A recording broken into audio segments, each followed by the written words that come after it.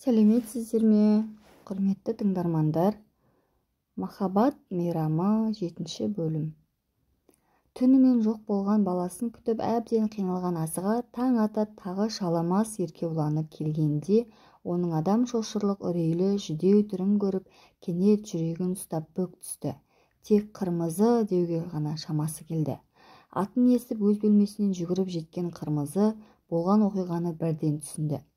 «Бейшара-ай, енді жалғыз әкеңді өлтір тынайын деген екенсің ғой», деді ол дірілдеген қолымен жүрек дәрісін кесеге тамызып жатып.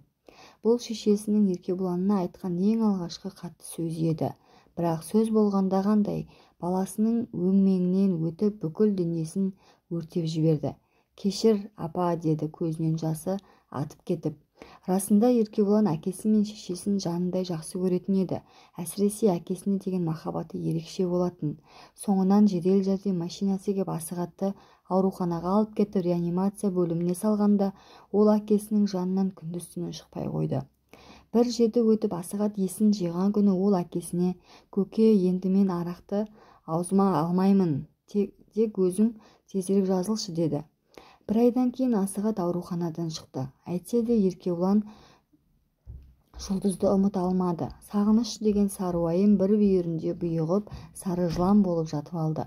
Кейде сол жылан ойламаған жерден басын көтеріп алса, Еркебұлан қоярға жанын жер таппайды.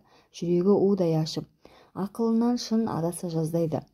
Сөйтсе де ол егер бұрынғы әдетін қайта бастаса, не өзі бір жамандыққа ілінер болса, бұның күйігінен әкесінің бұдан әрі шыдай алмайтынын ойлап, оны өлтіріп алармын деп қорқып, уәдесінде тұрды. Арақты аузына татып алмады. Бұл ата-анаға деген махаббаттан туған ерлік еді. Осы ерлік қайғы-қасіреттен бөтен өмір барын, жұмыс барын есіне салды. Бірте-бірте тастап кеткен жобаларын, қағаздарын қарай бастады. Өнер адамына іздену, ойлану қашан да болса жанына азық берген. Сондай азық мұндай адамдардың қайғыдан, қасіреттен құтылуларына да себеп болған. Бірақ Еркебұланды бұл ізденулер, творчестволық ойлар бір жолата билеп кете алмады. Өйткені жұлдыздың қайғысы тым күшті еді. Дегенмен осы кезде оған жоғалып кеткен жұлдызды әлі-ақ табармын деген үміт медеу болды. Және өзінің қайғысын ол енді бір сәт жұмыспен жеңілдетуге тырысты. Ең алдыменен Еркебұлан бітпей қалған ардагерлер сарайының қағаз сызықтарына үңілді. Жолдастарымен уәделескен конкурстың ақырғы мерзімі келіп қалғанда есіне түсті. Және дәл осы күндері көптен бері көрінбей кеткен Қайназар Еркебұланның үйіне келді. Ескі жолдасын көріп Еркебұлан бұл жолы да баладай қуанды. «Амансың ба, Қайнаш?» Ол жолдасын осылай деп атын қысқарта атайтын. «Тіпті көрінбей кеттің ғой, қайда жүрсің?» «Жүрміз ғой», деді Қайназар салқын үнменен. Еркебұлан жолдасының қабағы қатыңқы екенін жаңа ғана аңғарды. «Емханада жатқанымда да келмедің». Сосын ол жолдасына қобалжи қарады. «Әлде ауырып жүрсің бе?» «Жоқ, онда маған неге бір көрінбедің?» «Емханада жатқанымда сенің келуіңді аңсап күттім». Қайназар қоңыр салқын жауап қайырды. «Ол адам баратын жерме, маңынан жүруге қорқамын». Еркебұланның көңілі кілт суып кетті. «Иә, жындыханада, шынында да адам баратын жер емес, бірақ онда мен, сенің жан аяспас жолдасың жатыр едім ғой». Ол бір сәт Қайназарға өкпелемекші болды, бірақ қоя қойды. «Әлгіде сөз айтып тұрған адамға мен несіне өкпелеймін? Өкпеңді бағалай білетін адамға айт». Сөйтсе де ол: «Адам ондай жерге барғысы келіп барады дейсің бе?» деді тұнжырай. «Басқа түскен соң амал қанша?» Өзінің артық кеткен Қайназар жаңа ғана түсінген тәрізді. Артық сөйлегенін жуып шаюға тырысты. «Сен маған келмедің деп өкпелеп қалғандайсың ғой», деді сәл езу тартып күлімсіреген боп. «Өкпелеме, сен ауруханаға түскен шақта мен жоқ едім. Командировкадан қайтып келгеннен кейін байтал түгіл бас қайғы дегендейін басыма түскен қасірет сондай ауыр болды. Тіпті саған баруға да қолым тимеді». Жолдас дегенде өте сезімтал Еркебұлан шошып кетті. «Соншама не болды?» деді ол есі шығып. «Қандай қасірет? Жақын біреуің дүние салды ма? Әлде?» «Иә, бір өте жақыным өлді». «Ол кім еді?» Қайназар жүдей жауап берді. «Сен білмейсің, менің ең жақын туысым әрине». Қайназардың ондай жақын ешкімі өлмеген, тек сылтау етіп айтып тұр. Сосын ол басын көтеріп алды. «Жүр, ресторанға барайық. Бүгін маған сондай қиын, тіпті жанымды қоярға жер таба алмайтын емеспін». Жайшылықта жолдас дегенде қоң етін кесіп беруге бар. Еркебұлан бұл жолы болмайды дегендей басын шайқады. Қайғыны ішімдікпен баса алмайсың, деді ол. Оған көзім жетті. Мен ресторанға бара алмаймын. Неге? Ендігәрі арақ ішпеймін деп әкеме уәде бергем. Онда мен кеттім. Амал қанша, өзім жалғыз барамын. Барма, деді Еркебұлан. Одан да сыртқа шығайық, көшеде жай әңгімелесіп жүрейік. Жоқ, бүгін мен ішуім керек. Ішпе, деді Еркебұлан. Өз тәжірибеммен білемін, ішу жақсылыққа апармайды. Жарайды, жақсылық күтіп жүрген мен жоқ, деді Қайназар есікке таяп беріп. Әзірге қош бол. Ол шығып бара жатып артына бұрылды. Айтпақшы, ертең сағат 2-де әділ қазылар алқасы біздің жобамызды қарайды. Уақытында кел. Қайназар үйден шығып кетті. Еркебұлан ойлана қалды. Япырмай, қасіретті болып жүрген кезінде шақырғанына бармай жолдасымды ренжітіп жібердім бе? Мүмкін мұндайда қасында болғаным керек пе еді? Ол енді Қайназардың соңынан қуып бармақшы да болды. Ішпей құр жанында отырып қайтсам не деді? Бірақ Еркебұлан жолдасының соңынан қуып бармады. Әке-шешесіне берген уәдесінен шыға алмады. Шыққысы да келмеді. Мен ішпеген күнде де кешігіп қалса, мені күтіп бейшаралар тағы құса болар. Әрине, Қайназар ресторанға барған жоқ. Еркебұланды шақырса, одан тағы арақ іштірмекші еді. Қайназар тікелей үйіне қайтқан. Бұл жолда ол жұлдыз туралы ләм-мим аузын ашпады. Дүние жүзінде тіпті ондай адам жоқ сияқты. Ал шынына келсе, Қайназар соңғы кезде жұлдызды шын жақсы көре бастаған сияқты. Бұл шын махаббат па, өзі де білмейді. Бірақ жұлдызға деген жүрегінде үлкен қызғаныш туған. Еркебұланмен сөйлескенде жұлдыздың атын атамауы да сол қызғаныштың белгісі еді. Өзінің қолы жетпейтін қызды бөтендерден қызғану, бұл да бір пақырлық қой. Ал Қайназар өзінің бұл пақырлығын білмеді. Өзгеден арашалай алсам, қыз маған бұрылмағанда кімге бұрылады деп ойлады. Ал маған бұрылмаған күнде де өзгеге бұрылғызбаймын деді. Өзіме де өзгеге де жоқ болсын деу, бұл енді жалпы Қайназарға біткен көңіл тарлығы болатын. Ертеңіне бірінші бәйгені жюридің мүшелерінің көпшілігі Еркебұланға беру керек деп тапты. Бірақ Еркебұлан Қайназарға берілсін деді. Шаршы метр болып келген бірінші қабатта сондай шаршы метрлік екінші қабат қондырылған, тек көлемі бірінші қабаттан кем. Сондай екінші қабатқа үшінші қабат, үшінші қабатқа төртінші, осылай 6 қабат болып бітетін сарай алыстан қарағанда Египеттің пирамидасы тәрізді неғұрлым жоғары көтерілген сайын сығыла түсіп, үлкен бір конус тәрізденіп бітетін. Осы конустың төбесіне электр күшімен жанатын қып-қызыл жұлдыз қадалатын шпиль найзабы орнатылған. Биіктеу жерге тұрғызылған бұл сарай алыстан да жақыннан да ерекше көзге түсіп, салауатты көрінуі тиіс. Егер салына қалса, сондай болатын да сөзсіз еді. Жоқ, Еркебұлан бұл жобаға бірінші орын берілсін дегенде мұндай ерекшелігі не сұлулығы үшін емес, өзінің жобасынан артық басқа қасиеті үшін берілсін деген. Алматының сейсмикалық қатерлі жерде тұрғаны жұрттың бәріне де аян ғой. Бұл жағдай Еркебұланға да белгілі еді. Бірақ соған қарамай ол өзінің сарайының сырт бейнесіне және ішкі қолайлығына көңілін көп бөліп, оның сейсмикалық жағына терең ойламаған. Еркебұлан жобасының мұндай кемшілігін Қайназар бірден көрген, бірақ жолдасына бұны жөн деп ақыл салмаған. Ал Қайназардың жобасында Алматы жерінің сейсмикалық ерекшелігі жан-жақты қаралған еді. Монолиттен құрылған бірінші қабатының биіктік симметрияны сақтау үшін сыртқа шығып тұрған жері өзге қабаттағылардай бір биікті сақтайтын еді. Ал төменгі жағы мұхиттағы айсберг тәрізді 3/2 бөлігі сол монолит күйінде жердің астына кіріп жатқан. Ол аз болғандай сол монолиттің төрт бұрышынан терең құдық қазылып, оны да бірінші қабаттың монолит еденімен тұтастыра арматурлы бетонмен бекіттірген. Осы жар астына еніп жатқан бірінші қабаттың бөлігі компрессор, ұзартқыш, машиналы, азық-түлік сақтау қоймасы тәрізді көптеген керекті жайларға арналған. Алда-жалда жер сілкіне қалса, Қайназар ойлаған әрекеттер сарайды апаттан қаншалық аман алып қалатыны жюри мүшелеріне де Еркебұланға да белгісіз еді. Бірақ идея ретінде бұл жаңалық болатын. Еркебұлан осы жаңалық үшін Қайназарға бірінші жүлдені беруді ұсынған. Әрине, Қайназар да Еркебұланның жұмысын мақтаудан кенде қалған жоқ. Алматы қаласында бұрынды-соңды болмаған конституторлық шешімі мен архитектуралық ерекшелігі көзді тартатын көркемдігі үшін бірінші бәйге Еркебұланға берілсін деді. Бірақ бұл сөзді ол Еркебұландай шын жүректен айтпады. Тек жолдастық сыпайылықтан шыға алмай тұрған жандай пішін көрсете айтты. Қысқасы, бірінші жүлде Қайназарға берілді. Бұл шешімді жолдастары қол шапалақтап қарсы алды. Ал Еркебұлан болса жүлдені өзі алғандай қуанды. Насаттанған Қайназар енді алған сыйлығын жууға бәрін ресторанға шақырды. Тек Еркебұлан ғана бармады. Ол серіктерімен қоштасып үйіне қайтты. Үйіне келгеннен кейін қайтадан кітаптарына, қағаздарына үңілді. Шынында да Қайназардың жобасы бұны ойға қалдырған. Осы жоба оның бұл күнге дейін онша мән бермей келген бір кемшілігінің бетін ашты.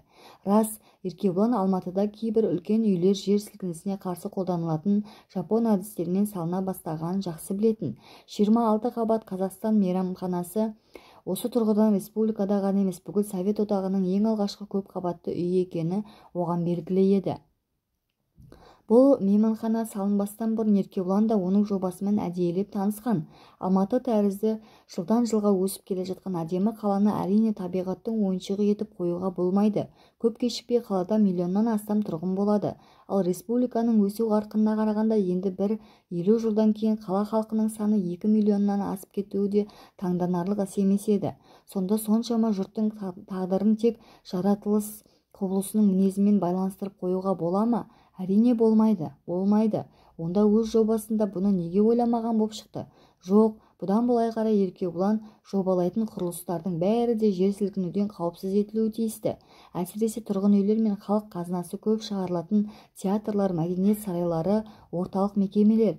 Еркебұлан мұндай қауіпке қарсы өз әдісін, өз жолын табады. Алматы жерінің тектоникасының ерекшелігін қатты ескереді. Сол үшін қала тұрғын жердің сейсмикалық жаратылысы жөніндегі соңғы ғылыми еңбектерді қарап қатты ізденеді. Осында жұмыс үстінде отырған Еркебұлан ойына кенет жұлдыз түсіп кетті. Қайда жүр екен? Қашан кездеседі? Әлде тіпті кездесе алмай өте ме? Жоқ, қайткен күнде де оны табуы керек. Тіпті 1000 жыл іздеуге тура келсе, сол 1000 жылға шыдау керек. Енді оның жүрегі тағы удай ашып кетті. Сол-ақ екен, алғашқы кездесіп жүрген жердегі бір сурет көз алдына елестей қалды. Күздің қоңыр салқын түні еді. Аспандағы жүдей жылжыған ай сәулесі де көмескі. Жұлдыздар да жиі емес, сірә ертең тақа ыстық болмайтын тәрізді. Екеуі бірінің қолынан бірі ұстап пионерлер үйінің қасындағы Қарағай паркінің арасындағы асфальтты аллеямен келе жатқан. Бұларды жұрт көзінен тасалай тұрайық дегендей әр жерде сиреп қалған электр шамдары да бүгін көмескі жанған. Кенет жолды соқтай қалған. Осы бір мүсін маған керемет ұнайды деді. Ол оң жақтарындағы көкке созылған қарағайлардың арасындағы шағын алаңдағы төмпешіктеу жерде тұрған қоладан құйылған тазша баланың тай мінген мүсінін көрсетіп, қарашы, түрі қандай бақытты. Тай үстіндегі жалаңаш сол аяғын алдына қарай алып қазандай бөрік киген әлемге күле қараған тазша баланың түрі расында да қуақы, ақ жарқын, қуанышты еді. Бұл өгей шешесінің өшпенділігімен басынан нелер қиындық өткізген, қауіп-қатерге сан рет душар болған тазша бала емес, дүниеге тек жомарт ниетімен қараған бақытты бала. Бұл кімнің мүсіні екенін білесің бе деген Еркебұлан. Жоқ, бұл қазақтың ертеліктеріндегі тазша баласының мүсіні. Тазша баланың ол не істеген? Еркебұлан оған тазша бала жайындағы ертекті айтып берген. Әсіресе өгей шешесі өлтірсін деп тазша баланы мыстан кемпірге алтын сақаны алып кел деп жіберген жері бұдан бұрын бұл ертекті естімеген жұлдызға өте қызықты көрінген. Қалай деді мыстан кемпір, қайтадан айтшы осы арасын. Алтын сақа алдында жатқан мыстан кемпір, шырағым, тұрсам отыра алмаймын, отырсам тұра алмаймын, алтын сақаны өзің түсіп ала ғой дейді.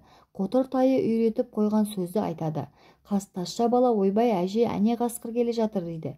Кемпір артына жалт бұрылғанда қотыр тайы бетегеден биік жусаннан аласа бола қалады да тазша бала алтын сақаны шап беріп ала сала тура шабады. Жаңағы тұрсам отыра алмаймын, отырсам тұра алмаймын деген мыстан кемпір қуа жөнеледі. Қотыртай жеткізбейді. Мыстан кемпір күрек тісінің біреуін жұлып алып лақтырады. Қотыртай үш аяқтап шауып жеткізбейді. Мыстан кемпір тағы бір тісін лақтырады. Қотыртай екі аяғымен де жеткізбейді. Ақыры тазша бала төрт аяғын бірдей айырылған Қотыртайдың құр басына мініп, мыстан кемпірге жеткізбей, өгей шешесіне алтын сақаны әкеліп береді. Жетім тазшаны қайтсем де жоқ етем деген шешесі енді оны жезтырнаққа өлтіртпекші болады. Міне осындай сан түрлі қиындықты қауіпті басынан өткізген тазша баланың мүсінші жасаған мынау мыс бейнесі. Мүсінші тазша баланың бейнесін дәл таппақ екен, деді жұлдыз. Сосын ақырын күрсінді. Шіркін-ай, өмірде қандай қауіп-қатер кездессе де осы тазша баладай мойымай күліп өтетін бола алсақ, оған еш шек келтірме деген сонда Еркебұлан. Бірімізді біріміз осылай сүйіп дүниеден дәл бүгінгідей қуанышты өтеміз.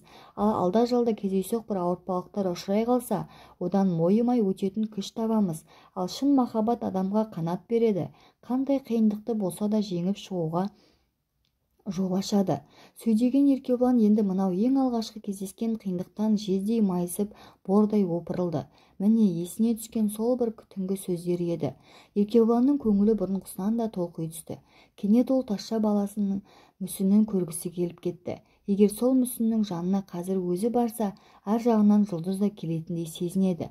Түнгі сағат 11 шамасы еді. Терезеден көшеде өтіп бара жатқан адамдар әлі де көрінеді. Еркебұлан тез киініп далаға шықты. Ол тазша баланың қотыр тайына мінген мыс мүсіні тұрған Қарағай паркіне қарай аяңдады. Оған бару үшін Еркебұланға Чайковскийден өтіп Дзержинский көшесімен оңға бұрылуға керек. Келесі Калинин көшесінің сол жақ бұрышында парк. Еркебұлан аздан кейін-ақ Калинин көшесіне өтіп Дзержинскийдің бұрышына тоқтады. Көшенің арғы бетіндегі ұйғыр театрының алдындағы автобус аялдамасында бір жігітті қоршай дүрліккен 3-4 адамды байқады. Анықтап қарап еді, қоршауда тұрған жігіт Қайназарға ұқсас боп көрінді. Мынау Қайназар ма, әлде соған ұқсас біреу ме? Жоқ, сол сірә рестораннан шыққан беті шығар. Қасындағылар кім? Неге қоршау алған? Көшеден өтіп бара жатқан ауыр жүк машинасын күтіп, сәл кідірген Еркебұлан машина өтісімен бір сұмдықты жүрегі сезгендей әлгі топ адамға қарай жүгірді. Сөйткенше болған жоқ, тыныш түнде үрейлене айқайлаған Қайназардың даусы естілді. Жәрдем беріңдер, ойбай, өлтірді. Еркебұлан жан ұшыра жүгіріп аялдамаға жеткенде жерге шалқасынан құлаған Қайназарды көрді. Оны қоршап алып, басы көзіне қарамай 4 жігіт тепкілеп жатыр.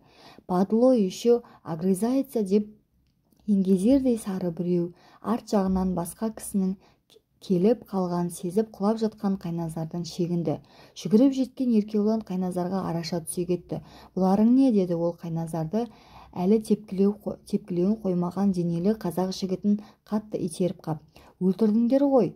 Жасынан спортпен айналысқан Еркебұлан да қарулы еді. Бұл итеріп қалған жігіт шалқақтай барып, артындағы үлкен еменге жауырынымен тірелді. Дәл осы кезде Еркебұланның оң жағындағы тұрған сары шоқпардай жұдырығымен бұның жағынан кеп перді. Бірақ қолы тимеді. Еркебұлан лып етіп сарының қарнын ұрды. Еркебұланның ұруынан қар етінен жаны кетіп салбырап қалған оң қолын сол қолмен ұстап сары жігіт жанындағы ағашқа сүйеніп қылжиды да қалды. Еркебұлан енді өзіне тап берген 3-ші жігітті самбоның әдісімен оп-оңай отырғызды да қойды. Сол уақытта 4-ші бұзық жолдастарының қандай күйге ұшырағанын көріп, сірә Еркебұланға жақын келуге бата алмаған болуы керек, жерден бір үлкендеу тасты алды да пәрменінше кеп лақтырды. Тас Еркебұланның қара санынан кеп тиді. Еркебұлан қираң етіп отыра қалды. Дәл осы тұста еменге барып құлаған алғашқы жігіт гүр ете қалды. Тимеңдер, деді ол ақырып жолдастарына. Көрсетейін мен оған қазір. Кенет оның қолында 2 жүзді қанжар жарқ етті. Бұзық жігіт қанжарын жоғары ұстап, дәл жүрек тұсына қадағалы орнынан тұра алмай отырған Еркебұланға таяй берді. Қара санының тас тиіп қозғала алмай отырған Еркебұлан қанжарын жалақтатып, өзіне таяп келе жатқан денелі қарасұр жігітті көргенде тез қимылдау керек екенін түсінді. Егер тез қимылдамаса, оның өзін өлтіретіні сөз жоқ. Не болса да тез қимылдау керек. Жұлдызы үшін, әке-шешесі үшін, әлі орындалмаған армандары үшін, өзін сақтау тілегі кенет оған күш берді. Найзағайдай атылып ұшып тұрып, таяп қалған қара сұрды іштен кеп тепті. Анау қанжарын сілтеуге де үлгермеді. Шалқалай барып қара құсымен артындағы тасқа кеп құлады. Жігіт шалқасынан барып түскенде Еркебұланның ең алдымен көргені көзі жұмылып кеткен қара сұрдың дәл маңдай алдындағы бір уыс аппақ шашы оның көзіне ерекше түсті. Сол сәтте Еркебұланның тұманданып бара жатқан миында бір көрініс жарқ етті. Япырай, сол жігіт емес пе? Иә, сол бір күні Еркебұланның дүниедегі ең ауыр күні болған. Сонау жындыханадан кетіп қалған күні ол бір жолдасының үйінде тағы арақ ішкен. Жолдасының үй іші жатар кезде бұл шығып кеткен. Қайда барарын білмей қараңғы көшенің бұрышындағы жуан еменге сүйеніп ұзақ тұрған. Көрінген жерге жатып ұйықтай қалардай мас емес еді. Кенет ойына мұны күтіп тұрған жындыхана түсті. Жаны түршігіп кетті. Енді ғана өзінің сол жындыханаға жақын көшеде екенін аңғарды. Дәл қазір біреу бұны ұстап алып, сонда апаратындай бұл арадан қаша жөнелді. Қайда барарын өзі де білмейді. Бетінің ауған жағына қашып барады. Кенет ол өзінің мұндай күйге түскенін ақылымен емес, жүрегімен сезді. Сонда барып ол енді шын асылып өлмекші болды. Жанындай жақсы көрген жұлдызы жоқ, бұны тек жындыхана ғана күтіп тұр. Ал жаны ашиды деген әке-шешесі өздері жындыханаға табыс етті. Ендігі өмірдің бұған қандай қажеті бар? Еш қажеті жоқ. Өмір деген құр өкініш, азаптану екен. Тастап кеткен ғашығыңды үмітсіз сағыну, көрінгеннен жалынып арақ ішу, бұл да өмір ме? Жоқ, бұл өмір емес. Барып тұрған қорлық, азаптану. Ал бұл қорлықтан, бұл азаптанудан қалай құтылады? Қанша осылай қаңғырып жүрсең де, қанша осылай өкініп жыласаң да құтыла алмайсың. Құтылатын жалғыз жол бар, ол өлу. Өлген адам бұл қорлықтың, бұл азаптың бірінде білмейді. Өлсең жаның мәңгі тынышталады. Еркебұлан кенет осындай қорытындыға келген. Сол-ақ екен, ол бүгін түнде тіпті дәл қазір өлмек болды. Бір ғажабы, артымда жұлдызым, әке-шешем, жұмысым бар ғой деген өкініш ойына да кірмеді.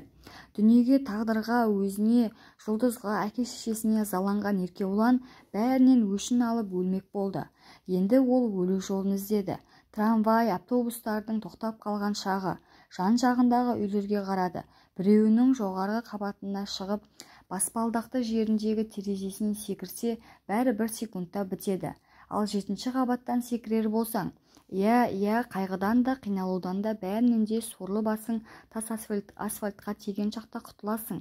Бәрі де көзіңді ашып жұмғанша бітеді. Бұдан артық қуаныш болар ма?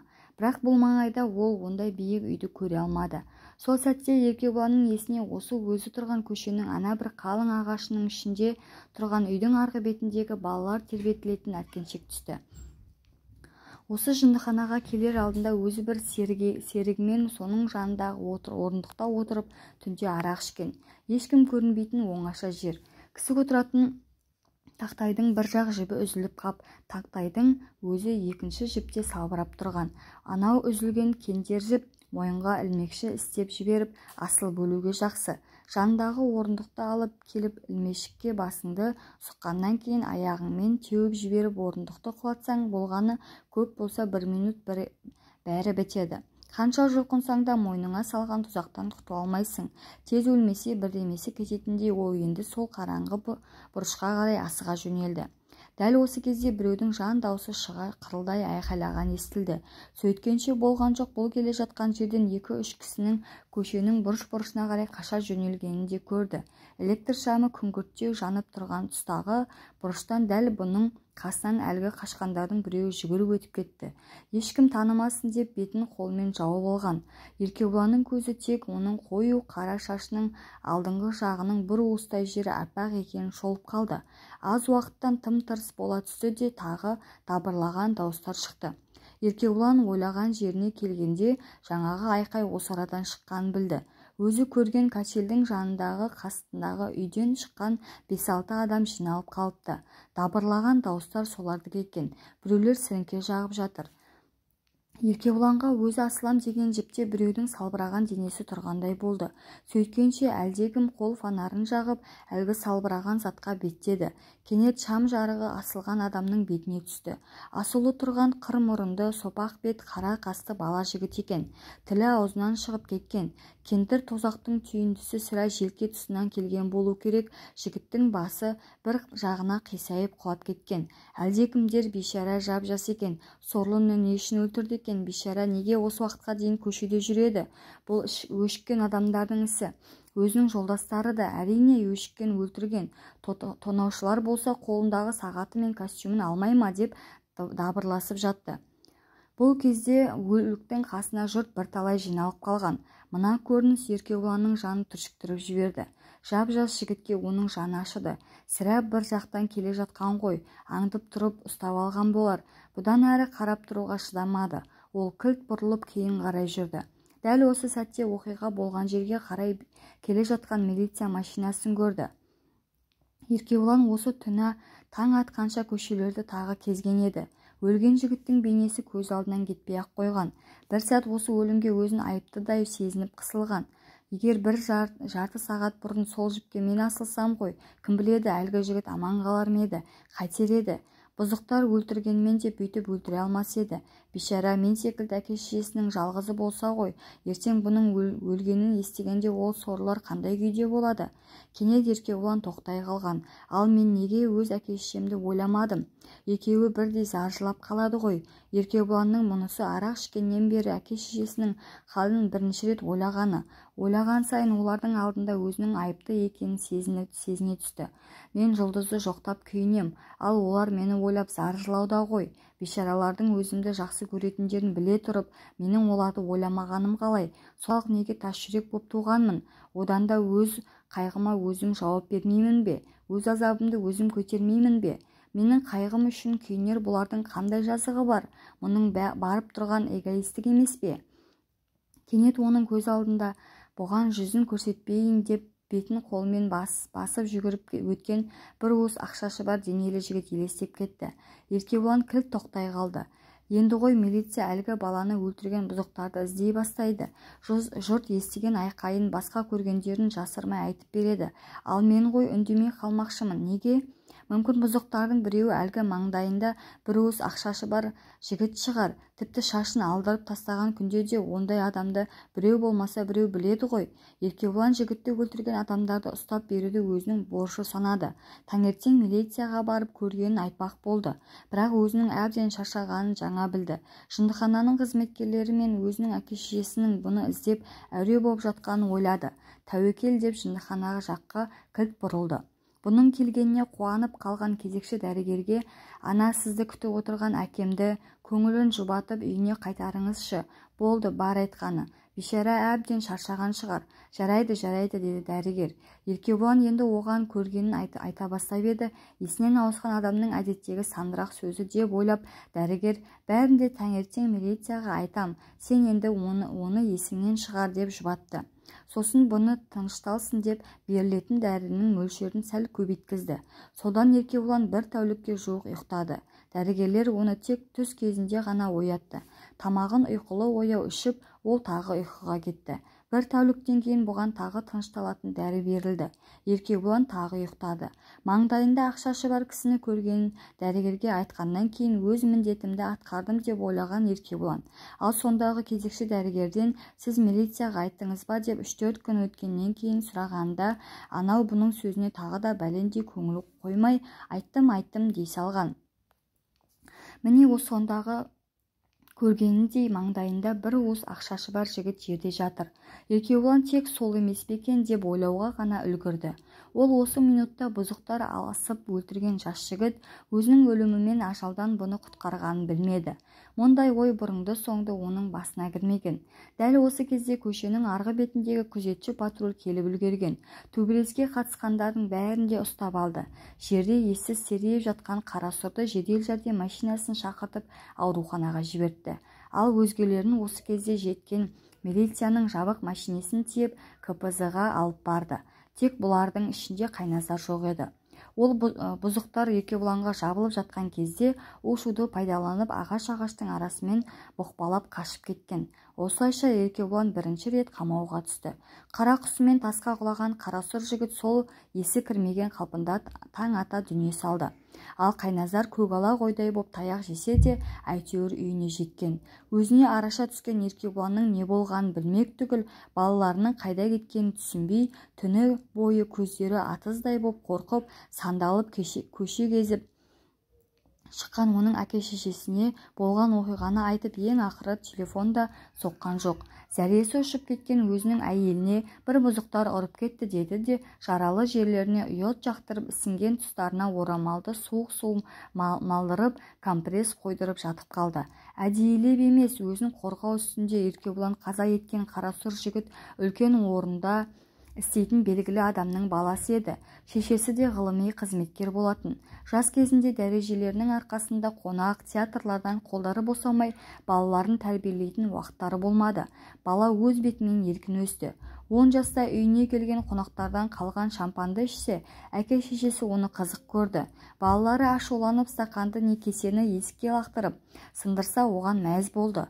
Балаларының бетінен қақпады. Ештеңеден беті қайтпай, тентек болып өскен бала кезі келгенде өткір ештеңеден қаймықпайтын өр кеуде жігіт болады деді әкесі. Шешесі де жалғыз баласының бетінен келмеді. Ол не тілесе соны істеді. Қызмет бабын пайдаланып әкесі білімді баласын институтқа да түсірді. Алғашқы сессияда-ақ баласы ешбір емтихан тапсырмай, институттан қуылуға тиісті боп қалды. Әке-шешесі дереу шара қолданды. Таныс дәрігерлерінен бала сырқат деген қағаз алып, жалғыз ұлдарын 1 жылдық академиялық демалысқа шығартты. Балалары көп оқып шаршап қалғандай оған әке-шешесі әзірге дем ала тұр. Қызметке соңынан орналастырамыз. Ал жұмыс мүлдем істегің келмесе, саған біздің тапқан таянғанымыз жетеді. Өзің біл, көңіліңнің соғуына қарай көр деді. Бәленің бәрі міне осы кезден басталды. Күні бойы қолы бос жасөспірім жігіт алдыменен қызық көріп, соңынан біржолата дертке айналған әдет арақ ішуге салынды. Көп кешікпей өзі секілді іштері пісіп, не істерін білмей жүрген жігіттерді тауып алып, енді арақ-шарапты бірігіп ішуді шығарды. Мұндай әдет ең алдыменен өзара төбелестен басталып, соңынан өзі біреулерге тиісетін дәстүрге көшіп, ақырында бұларды бұзықтыққа соқтырды. Көшеде төбелесіп 2-3 рет азғантай мерзіммен абақтыға жатып шықты. Ал әке-шешесі абыройымызға нұқсан келді деп, оны ұсталған жерлерінен тезірек алып шығуға тырысты. Ақырында балаларын айтқанына көнбейтін ішкіш бұзақы жігітке айналдырып алды. Енді ол өзгенің дегеніне көнуді мүлдем қойды. Арақ ішетін ақшаны әкесі бере қоймаса тіпті ұрлап алатын күйге жетті.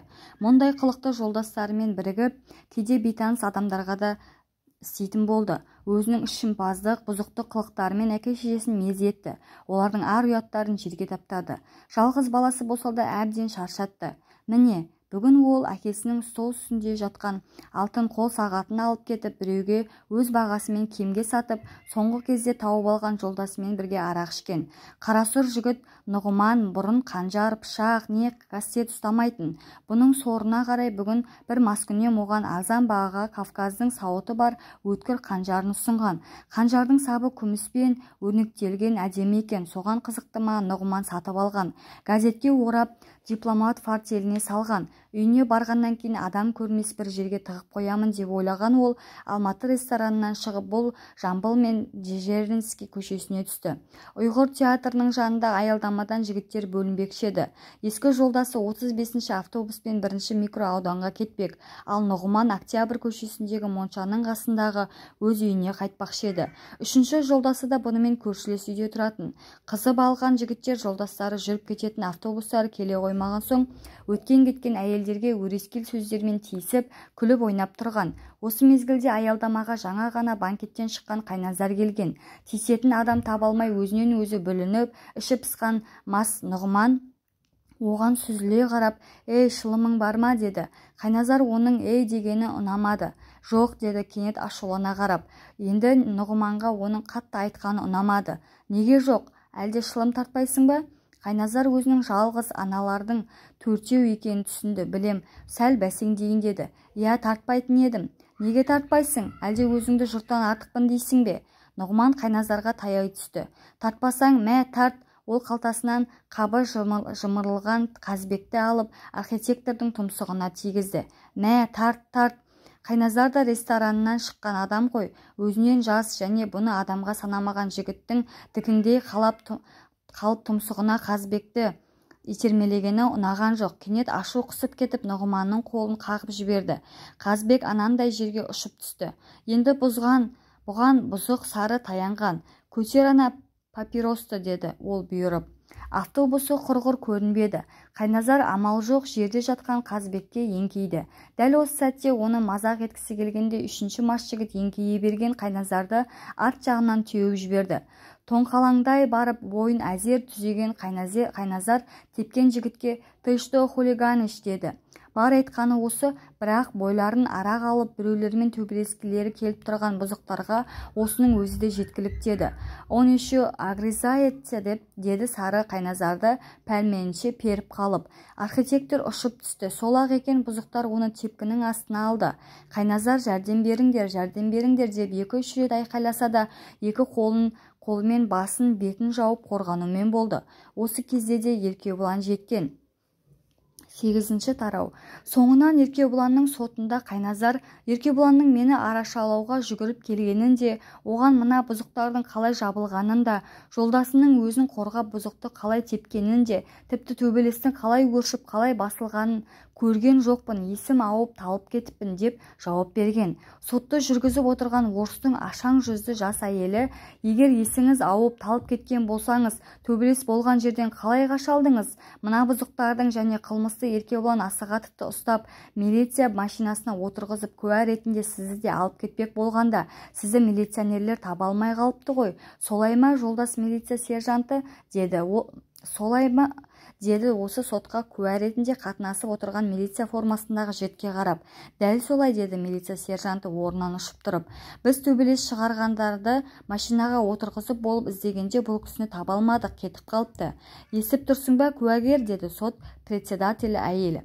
Сіз есіңіз ауып жатып, қалай қашып кеттіңіз? Қайназар сот бастығының сұрағына жауап берудің орнына ол өзі милиция сержантына сұрақ берді. Сіз ол арада мені қалай іздей қалдыңыз, деді таңырқағандай. Төбелескендерді де ұстадыңдар емес пе? Ал сол төбелеске себепкер болған адам бар, ол мына арада жатыр деп сондай аласапыранда кім айтты сізге? Әлде төбелеске себепкер адам болу керек деп өзіңіз ойлап таптыңыз ба? Расында да төбелесушілерден тыс мұндай адамның болуы мүмкін екенін сіз қайдан білдіңіз, деді сот бастығы сержантқа қайтадан қайталап. Милиция сержанты сасып қалды. Бәсе, төбелесіп жатқандардың арасында бұл жоқ еді, қалай білді? Жаңа есіме түсті ғой. Жедел жәрдем машинасымен қайтыс болған жігітті әкетіп бара жатқанда, мына азамат ол Еркебұланды нұсқады. Ана жерде қатты жарақаттанған менің жолдасым жатыр, соны да ала кетсін деген соң іздедік, ал бұл жігітті үштігелі жоқ болып шықты. Түсінікті, деді сот бастығы, сосын Қайназарға қарады. Сөйтіп, есіңіз ауып жатқан болсаңыз, қалай қашып кеттіңіз, деді ол бұрынғы сұрағын қайталап. Түсіндіріңізші, куәгер азамат. Бұл жолы әйелдің даусы бір түрлі ашулы қаттырақ шықты. Қарасұр жігіттің қолында кенет қанжар пайда болған жерде жатып Еркебұланнан бұрын Қайназар көрген. Сол сәтте мені де өлтіреді екен деп қорқып кетіп, жан сауғалай еңбектей шегініп ағаштың тасасына жеткен. Содан соң денесінің ауырғанына қарамай Қарағай паркінің ішіндегі ағаштан ағашты тасалай қаша жөнелген. Еркебұланды қоршаған бұзықтар бұған көңіл бөлмеген. Бірақ Қайназар жолдасын өлтіргелі жатқанда өзінің қашып кеткені, жолдасқа деген опасыздық, қорқақтық санайды деп, көргенін көрдім деп айтуға дәті бармаған. Әрине, қашуға жараған адам жолдасына болысуға да жарайды ғой. Және ол көрдім десе, сен неге ара түспедің, жолдасына неге болыспадың деген сұрақ тағы да тұр деп ойлады. Бәрінен де оның қысылғаны осы сұрақ еді. Өзін өзі әшкерелеуге күші жетпеді. Сондықтан да ол көрдім білдім деген сөзден қашты. Білмеймін, ештеңе білмеймін, деді ол. Қалай қашып құтылғанымды да білмеймін. Тек парктен 2-3 көше өткен соң ғана жападан жалғыз келе жатқанымды түсіндім. 2-3 көше өткеніңізді қалай білдіңіз, деді тағы сот бастығы әйелі. Оны да білмеймін, деді Қайназар. Қазір солай шамалап тұрмын. Сіз үшін жолдасыңыз топ бұзықпен төбелесуге барады. Ал сіз, сот бастығы ойын аяқтамай кілт тоқтады. Жә, отырыңыз, деді. Тым қорқып қалған екенсіз. Қайназардың сөзін естіп отырған Еркебұлан оған таң қалды. Япырмай, болып жатқан оқиғаны көрмейтін, мұндайда қорқақ адам болады екен-ау. Қайназар ондай емес еді ғой. Кенет оның көз алдына жолдасының бұның көзінше істеген бір-екі ерлік істері де елестеп кетті. Бұнысы қалай? Әлде маған ара түскісі келмей тұр ма? Ондай себеп жоқ еді ғой. Қайназар ештеңе көрмедім дегенмен Еркебұланмен бірге сотталғалы тұрған 3 бұзықтың ең кішісі жүдеу Аққұба ендісі шынын айтты. Ол сол күні Нұғыманның ақшасына мас бола ішкендерін, Нұғыманның бір маскүнемнен арзан бағаға қанжар сатып алғанын, төбелес кезінде оның сол қанжарды жерге қойған дипломат портфелінен суырып алып Еркебұланға ұмтылғанын, өзінің қорқып кеткенін, бірақ Еркебұланнан карате әдісімен Нұғыманды іштен теуіп жерге шалқасынан түсіргенін, мүмкін. Қысқасы, осы сәтте көргенінің бәрін жасырмай айтып берді. Егер айыпкер Еркебұлан Асығатов сіздердің серіктеріңізді іштен теуіп құлатпағанда, қайтыс болған жолдастарыңыз оған не істер еді, деді сот бастығы әйел. Өлтірер еді, деді айыпталушы. Сөз жоқ, өлтірер еді. Нұғыманның мінезі белгілі ғой, ол ашуланғанда ешкімді де аямайтын. Бұрын қолына ұстап келе жатқан дипломат портфелімен бір-екі рет мені де қатты періп қалғаны бар. Соттың тегеурінді сұрақтарына шыдай алмай екінші айыпкер де жолдасының сөзін шынға шығарды. Сол төбелесте Еркебұланның өшін ала алмай қалған өкінішті бұзық сары ғана Нұғыманның қанжар сатып алған білетіні анықталса да, сол қанжарды жолдасының қолына ұстап Еркебұланға ұмтылғанын көрген жоқпын, деді. Сонда мына қанжар төбелес болған жерге қайдан келді, деді сот заседателі қартаң татқан жұмысшы адам. Біреу әдейі әкеп тастады ма, білмеймін, деді бұзық сары. Сосын ол өз сөзін сол түні қашуға мүмкіндік бермей ұстаған милиция сержантына өшпенділікпен қарады. Мүмкін кісі өлтірген айыпкерді ақтау үшін мына сержант, азамат сержант, деді сот бастығы ананың сөзін түзетіп. Иә, азамат сержант өлген Нұғыманның портфелін ашып әдейі тастаған шығар, мен қайдан білейін. Жарайды, отыр, деді сот бастығы әйел қабағын сәл шытып. Түсінікті. Сот үкім шығарар алдында медициналық экспертизаның қорытындысын оқыды. Экспертиза Еркебұланның өзіне қанжарменен ұмтылған Нұғыманға қарсы қолданған карате әдісі айыпкердің өзін қорғауға қолданғанын және бұл әдістен кісі өлуге тиіс емес екенін дәлелдеген. Ал Нұғыманның өлімі Еркебұлан қолданған әдістен жерге құлағанда әлде қалай қара құсымен тасқа ұрылып содан болғанын анықтаған. Сол айыпкердің және оған қарсы жақтың көрсетуіне сүйене отырып, Нұғыманның өлімі Еркебұланның өзін қорғаудан туған өлім екенін және бұл өлімде Еркебұлан өзін қорғауда кісіні өлімге апаратын ерекше әдіс артық күш пайдаланбағанын хабарлады. Оны Нұғыманды байқамай өлтірген деп тауып, қазір СССР-дің қылмыс кодексінің 91 статьясымен 2 жыл абақтыда ұстауға үкім алды. Бұл статья бойынша үкім жазасы 3 жылға дейін делінсе де, Еркебұланның бұрын сотталмағанын, жұмыс істеп жүрген институтының сырттай аспирантура басшыларының берген жақсы мінездемесін еске алды. Ал прокурордың қорғаушының бір ауыздан ақырғы сөздерінде айтқан, осы статьямен соттау керек, бірақ үкім шартты түрде болса екен деген ұсыныстарымен қабылдамады. Балаларын дұрыс тәрбиелемей, анығына келгенде өздері айыпты екенін қазірде ұмытып, баласын өлтірген жігітке қатты жаза, тіпті өлім жазасын тілеп отырған Нұғыманның үлкен дәрежедегі әкесі мен ғылым саласындағы белгілі ғалым болып қалған шешесінің тілектерін де жерге тастаған жоқ. Мұндай жағдайда Нұғыманның әке-шешесіне орасан қайғыға жеткізген жағдайда Еркебұланға 2 жыл абақтыда отыру үлкен жаза емес деп шешті сот. 2 жыл абақтыда отыру кісі өлтірген, бірақ өзін қорғаймын деп абайламай өлтірген Еркебұланға ғана емес, жалғыз ұлдардың көздерінің қарашығындай сақтаған Асығат пен Қырмызы тәрізді адал жандарға үлкен жаза еді. Міне сондықтан да сот әділ санаған осы 2 жыл Еркебұланның әке-шешесіне 200 жылдан бірде-бір кем көрінген жоқ. Сот үкімі естіген тек Қайназар ғана әлденеден үміттенгендей ұзақ үндемей қалды. Үкім дұрыс та бұрыс та деген жоқ. Тек әлден соң барып ол ауыр күрсінді. Иә, 2 жылда кім бар кім жоқ, деді ол. Өзінің қандай күйге душар болған Еркебұлан абақтыға апарған күні түсінді. Ол кірген камерада неше түрлі адам бар екен. Статьясына сәйкес бұны да кісі өлтірген, ұрлық істеген, бұзықтықтан кесілген, қоғамнан кілең қалдықтарып отырған бөлмеге кіргізген. Бұған дейін үнемі сыпайы, оқыған, таза жанды, адал тілектегі жастар арасында болып көргендіктен бір сәт өзіне сұқтана қараған ұры көзді, тікенек сақалды кісілерді көргенде Еркебұлан шошып кетті. Бұрын Алматының Жасыл көшесінде жолдастарымен ойнап күліп, еркін жүрген кездерінде егер оған бір бөлмеде осыншама қара ниетті адамдар бар десе өмірінде сенбес еді. Ал бүгін, бірақ осының бәрі қара ниетті ме? Мүмкін өзі секілді жамандыққа төтеп беремін деп бақытсыздыққа кездескендер де бар шығар. Жалғасы бар. Каналға тіркеліп, қолдау білдіріп кетсеңіздер. Рахмет.